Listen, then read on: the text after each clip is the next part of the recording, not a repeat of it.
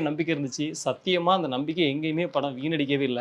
படம் ஆரம்பிச்ச ஸ்டேஜ்லேருந்து முடியிற வரைக்கும், அவருடைய முருகதாஸோடைய ஒவ்வொரு சீனுக்கு பின்னாடி அந்த ரைட்டிங் வந்து அசர அடிச்சது. சின்ன சின்ன ஐடியாவா இருக்கட்டும், ஒரு சின்ன சின்ன டீட்டெயில்ஸ்ல எல்லாத்தையும் அவ்வளோ மெனக்கெட்டு இருந்தார். நம்ம சின்னதா ஒரு லாஜிக் கேள்வி கேட்றக்கூடாதுங்கிறனால, அது கூட ஒரு நல்ல விஷயத்த பண்ணியிருந்தாரு. இன்னைக்கு இந்த படம் 5வது நாள்ல மிகப்பெரிய அளவுல கலெக்ஷன் பண்ணியிருக்குன்னா, அது காரணம் முருகதாஸ் என்ற ஒரு படைப்பாளியோட ரைட்டிங். எப்போதுமே முந்தின படங்களுடைய இத வச்சு அந்த படைப்பாளிய கணக்கிடக்கூடாது. நான் வந்து பழைய பன்னீர்செல்வம் தான் அப்படிங்கிறது வந்து முருகதாஸ் வந்து அந்த படம் மூலமா நிரூபிச்சிருக்காரு அப்படிங்கிறத இந்த படத்தோட வெற்றி வச்சு நம்ம பார்க்க முடியுது. அப்புறம் சிவகார்த்திகேயன் நல்லா ஞாபகம் இருக்கு. மான் கராத்தே படம் வரக்கூடிய நேரத்தில வந்து ஹன்சிகா அந்த படத்தில ஹீரோயினி. அப்ப எல்லாரும் என்ன சொன்னாங்கன்னா, "ஹன்சிகா கூடலாம் நடிக்கிறாப்லயா? அவ்வளோ பெரிய ஆள் ஆயிட்டாரா சிவகார்த்திகேயன்?" அப்படின்னு சொன்னாங்க.